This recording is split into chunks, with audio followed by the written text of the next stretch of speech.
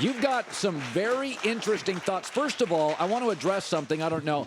UCLA, LiAngelo Ball and friends went over to China, and in one of the bonehead moves of all time, not only stole sunglasses, did it from a multitude of stores. This is a totalitarian government.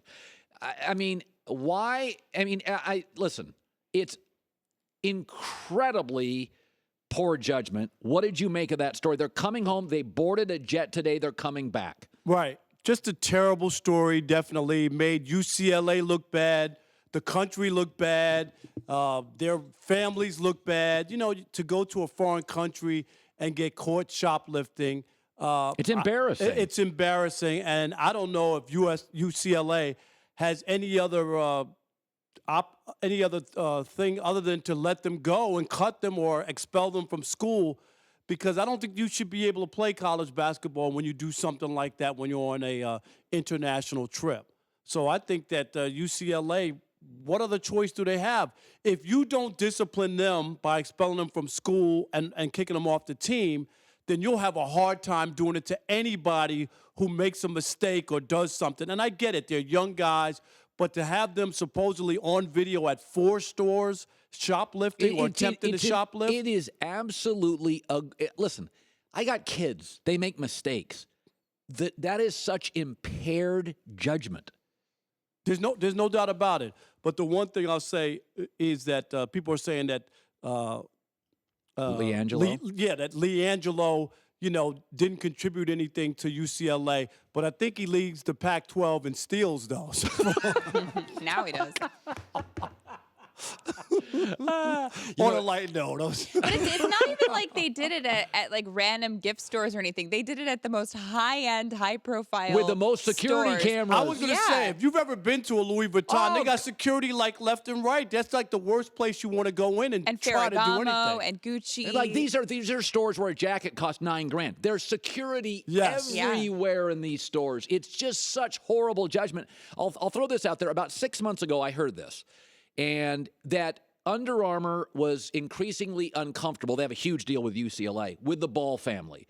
I'll just throw this out there. If I'm UCLA, this is my out.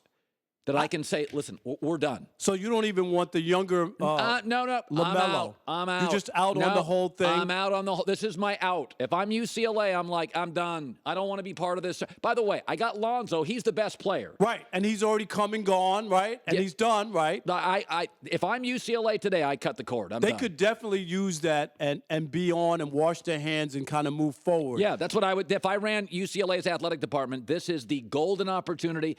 I mean, you may have multitudes of opportunities. I just cut bait. And nobody will criticize you saying, hey, you're not standing by the kids. No, in a situation like this, in an international setting, UCLA has no other choice. And UCLA is an international university. It is Harvard, Yale. UCLA is international. This is a really bad moment for the university, which is high-end medical school, engineering. I mean, it's. Do you know UCLA has the most applications of any North American university? Wow. A lot from China as well. Yes, yeah. This is just. And the other thing, when the video comes out, and you're going to see the surveillance video, that'll make people. It'll cement it for you. You hear about it, but it's always when you see that video, you'll be like, what are you thinking? This was not a one isolated incident where you lost your head for a minute. Now you were serial shoplifting. Yes. You went out that day to go shoplift through stores. But it's also like you're supposed to be there for team building and for the school, and for Steve Alford to have to spend hours in a Chinese jail. Days. No. He had to go to the jail. Yeah, and stay there with his player, right? And that's what they're talking about instead of the team. It's awful. By the way, you've got some thoughts on Lonzo Ball. Lakers won last night, Rob. Did you see that gutty performance over that talented Phoenix team? Oh, yeah. Phoenix is awful. And number two, wasn't Lonzo on the bench in the fourth quarter when they made the comeback? I mean, he was. He was. And I'll say this. And I know people are, it's only 12, 13 games he's played. But Lonzo's been a bust. He's been a bust from the start. And we all got duped. And we thought we were getting something, Colin, that was better. And I'm not saying that he's a bust for his career or he can't become a better player, but I did not expect to see this. And that shot Yes, we know he had an ugly shot, but when it doesn't go in at this level and you're shooting a historically low, and the flip side of this is for the people say you can't call him a bust. If we can look at Ben Simmons in his first 12 or 13 games, right? Yeah.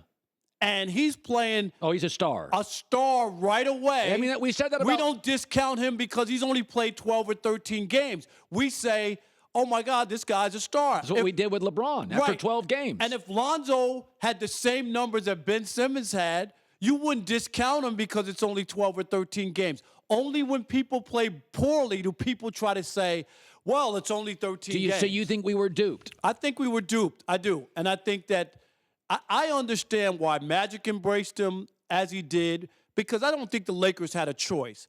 He's a local kid. He's in their backyard, right, at UCLA.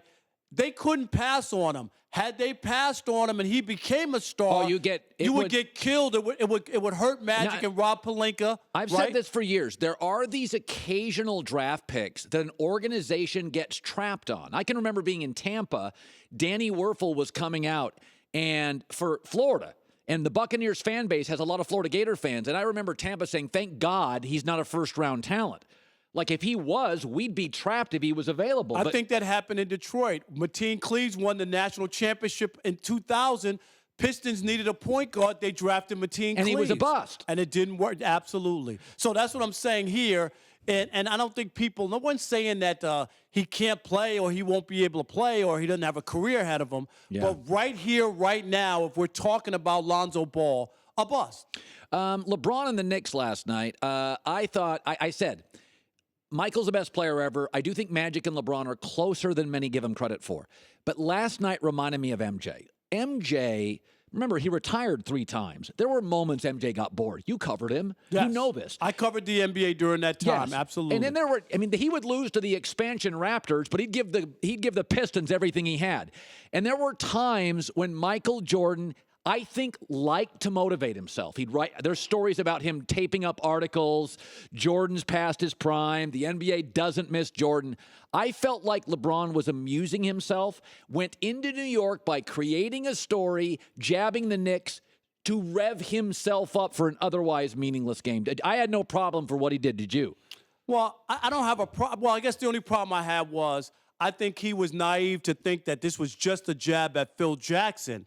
You know what I mean? And if you see the tape when him and Cantor got into it, I'm an expert lip reader, and I did it at Columbia. Right there. At least I'm not 3-5 in the finals. That's what Cantor said to LeBron. You're being just. I would have been hot too. But the thing that I like that the Knicks pushed back, because I think that it was kind of, he was taking a shot at Phil. Phil's not there anymore, and I understand Dennis Smith Jr., who LeBron helped to mentor, got into the league, right, who went to Dallas. If you want to talk about how good Dennis Smith Jr. is, I don't have any issue with that. But when you start talking about another team's personnel, you expect teams to push back, don't you? No, I do. And by the way, I think this physical dynamic in the NBA, I'm not opposed to it. You can't hand check anymore. You can't lean on the guy anymore. It's all become 3-point shots. I'll say this ad nauseum.